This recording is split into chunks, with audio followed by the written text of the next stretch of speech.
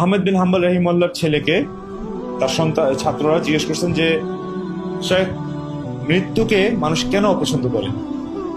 মানুষ কেন মৃত্যুকে অপছন্দ করে?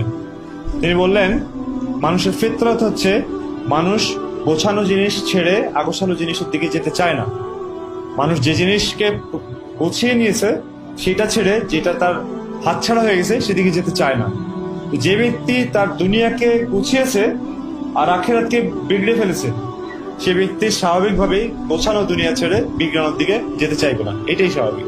এই জন্য যে লোক জীবনকে বিগড়িয়ে ফেলেছে সেই লোক আখিরাতের দিকে মৌত তার জন্য একটা দুঃসংবাদ। আর যেই লোক আখিরাতকে গুছিয়েছে, চাই তার দুনিয়া কিছুটা ক্ষতিগ্রস্ত হয়েছে, কিন্তু আখিরাতকে যে গুছিয়েছে তার জন্য মৌত হচ্ছে গিয়ে একটা সুসংবাদ। কারণ এই মৌতের পরেই তো সে পুরস্কার পাবে, এবং এই মৌতের পরেই তো সে আল্লাহ তাআলার সাথে সাক্ষাৎ হবে, যার জন্য সে ইবাদতটা করেছে।